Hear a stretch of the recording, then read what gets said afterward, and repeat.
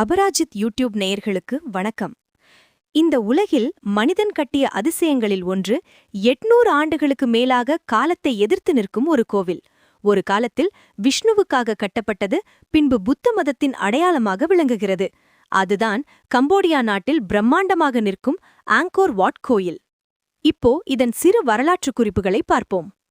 Anchor what கோவில் Cambodia நாட்டின் CM ரீப் நகரத்திற்கு அருகில் அமைந்துள்ளது. ஆங்கோர் வாட் உலகின் மிகப்பெரிய மத வழிபாட்டு தலமாக கருதப்படுகிறது. தற்போது இந்த கோவில் கம்போடியா நாட்டின் அடையாளமாகவே மாறிவிட்டது. இந்த பிரம்மாண்ட கோவிலை கட்டியவர் கிபி 12ஆம் நூற்றாண்டைச் சேர்ந்த மன்னர் 2ஆம் சூரியவர்மன். யார் இந்த 2ஆம் சூரியவர்மன்?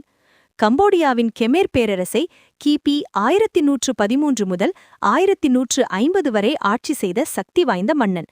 தென்னிந்தியாவின் சோழ பேரரசின் தாக்கத்துடன் கூடிய கட்டடக்கலை பாணியில் உருவான இந்த ஆங்கர் வாட் கோயில் 2ஆம் சூரியவர்மன் புகழுக்கு சான்றாகும். தென்னிந்தியாவின் சோழ மற்றும் பல்லவ கட்டடக்கலை பாணிகளின் தாக்கம் ஆங்கர் வாட் கட்டிட வடிவமைப்பில் காணப்படுகிறது. 2ஆம் சூரியவர்மன் இந்த கோவிலை விஷ்ணு பகவானுக்காக கட்டினார். அந்த காலத்தில் இந்த கோவில் வெறும் வழிபாட்டு தலம் மட்டுமல்ல, அது ஒரு பேரரசின் சாம்ராஜ்ய சின்னம். இந்த கோவில் ஹிந்து கடவுள் விஷ்ணுவுக்காக கட்டப்பட்டது, பின்னர் விஷ்ணு புத்த கோயிலாக மாறியது. ஆம், இங்கு விஷ்ணுவையும் வழிபடுகின்றனர், புத்தரையும் வழிபடுகின்றனர். இந்த கோயிலை கட்ட பயன்படுத்திய கற்கள் எங்கிருந்து எப்படி கொண்டுவரப்பட்டன என்பதே இன்று வரை தெரியாத ஆச்சரியமான விஷயம். ஆங்கோர் வாட் கட்டுமானத்தில் முக்கியமாக பயன்படுத்தப்பட்ட சாண்ட்ஸ்டோன் எனப்படும் மணல் கற்கள், அதில் தூண்கள், சுவர்கள், சிற்பங்கள், கல்வெட்டுகள் கட்டப்பட்டுள்ளன. மற்றும் லாட்டரைட், அதாவது ரெட் சாயில், இது ஒரு களிமண் வகை. இதை பயன்படுத்தி அடித்தளம் அமைத்தனர் என்று சொல்லப்படுகின்றது. இந்த கற்கள் எங்கிருந்து கொண்டுவரப்பட்டன தெரியுமா? குலேன் மலைத்தொடர், அதாவது ஆங்கோர் வாட்டிலிருந்து சுமார் 40 அல்லது 50 கிலோமீட்டர் தூரம் சென்ற பின்னரே இத்தகைய உயர்தர மணல் கற்கள் கிடைத்ததாக சொல்லப்படுகின்றன. இத்தனை கிலோமீட்டர் தூரத்திலிருந்து கற்கள் எப்படி கொண்டுவரப்பட்டன தெரியுமா? இதுதான் ஆங்கோர் வாட் கட்டுமானத்தின் மிகப்பெரிய அதிசயம். வரலாற்று குறிப்பில் நீர்வழி போக்குவரத்து வழியாக சீம்ரீப் நதி வழியாக, அதாவது இந்த நதி கம்போடியாவின் சீம்ரீப் நகரத்தின் வழியாக பாயும் ஒரு முக்கிய நீர்வழியாகும். வரலாற்று ரீதியாக குலேன் மலையிலிருந்து நீர்ப்பாசனத்திற்காக பயன்படுத்தப்படும் ஒரு பழங்கால கெமேர் ராஜ்யத்தின் கட்டமைக்கப்பட்ட கால்வாயாகும். இந்த கால்வாய் நகரத்தின் மைய அம்சமாக உள்ளது. மேலும் செயற்கை கால்வாய்கள் அமைந்து அந்த பெரிய கற்களை படகுகள், மரத்தட்டைகள் போன்றவற்றை பயன்படுத்தி இழுத்து கொண்டு வந்ததாக சொல்லப்படுகின்றன. இந்த கோவிலை கட்ட ஆய்வாளர்களின் கணிப்பின்படி 50 லட்சத்திற்கும் மேற்பட்ட மணல் கற்கள் பயன்படுத்தப்பட்டதாக சொல்லப்படுகின்றன. ஒவ்வொரு கல்லும் குறைந்தது 1 டன் எடை கொண்டது என சொல்லப்படுகின்றன. இத்தனை கனமான கற்களை நூற்றுக்கணக்கான யானைகள், நூற்றுக்கணக்கான தொழிலாளர்கள் பயன்படுத்தி நகர்த்தினர் என சொல்லப்படுகின்றன. கற்கள் எப்படி பொருத்தப்பட்டன என்பதே இதன் மிக முக்கியமான விஷயம். இதில் சிமெண்ட், சுண்ணாம்பு எதுவும் பயன்படுத்தப்படவில்லை. கற்கள் அனைத்தும் துல்லியமாக செதுக்கப்பட்டு இன்டர்லாக்கிங் டெக்னிக் மூலம் ஒன்றோடு ஒன்று சேர்க்கப்பட்டது. அதனால்தான் இத்தனை ஆண்டுக்கு மேலாக இந்த கோயில் நிலைத்து இன்றும் கம்பீரமாக நிற்கிறது. இந்த கோயில் வளாகம் சுமார் 402 ஏக்கர் பரப்பளவில் அமைந்துள்ளதாக சொல்லப்படுகின்றன. அதில் சுமார் 4-5 கிலோமீட்டர் நீளமுள்ள வெளிப்புற சுவரால் சூழப்பட்டுள்ளது. கோயிலை சுற்றி 5 கிலோமீட்டர் நீளமும் 200 மீட்டர் அகலமும் கொண்ட பிரம்மாண்டமான நீரகழி உள்ளது.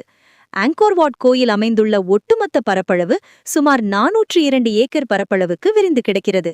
மேலும் இந்த கோயில் உலக அதிசயங்களில் ஒன்றாக கருதப்படுகிறது.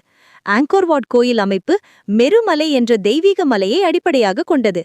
5 உயர்ந்த கோபுரங்கள், சுற்றிலும் பெரிய அகழி, அற்புதமான கெமேர் கட்டடக்கலை, அதாவது சிக்கலான சிற்ப வேலைப்பாடுகள் இதன் சிறப்பம்சங்களாகும். இவை இந்திய கட்டடக்கலை மற்றும் ஆன்மீக தாக்கங்களை கொண்டவை. குறிப்பாக ஹிந்து மற்றும் புத்த மதங்களின் செயல்பாடுகள் இதில் அதிகம். மேலும் இந்த கோவிலில் கட்டப்பட்ட 5 கோபுரங்கள் பிரபஞ்சத்தின் மையத்தை குறிக்கின்றன என்று நம்பப்படுகின்றன. ஆங்கோர் வாட்டின் மிகப்பெரிய சிறப்பு அதன் கல் செதுக்கல்கள், அதாவது இந்த சுவர்களில் செதுக்கப்பட்டுள்ள ராமாயணம், மகாபாரதம், சமுத்திர மந்தனம், அதாவது இந்து புராணங்களின்படி தேவர்களும் அசுரர்களும் இணைந்து பார்க்கடலை கடைந்து அமுதத்தை பெறுவதற்காக மேற்கொண்ட ஒரு மகா நிகழ்வாகும். மேலும் இந்த கோவில் சுவற்றில் பதிக்கப்பட்ட சிற்பத்தால் ஒரு புத்தகத்தை படிப்பது போல ஒரு உணர்வு தோன்றும் என சொல்லப்படுகின்றன. இந்த கோவிலின் சுவர்களே ஒரு வரலாற்று நூல் என சொல்லப்படுகின்றன. காலம் மாறியது, அரசர்கள் மாறினார்கள், மக்களின் நம்பிக்கையும் மாறியது. ஆங்கர் வாட் கோவில் பின்னர் புத்த மத வழிபாட்டு தலமாக மாற்றப்பட்டது.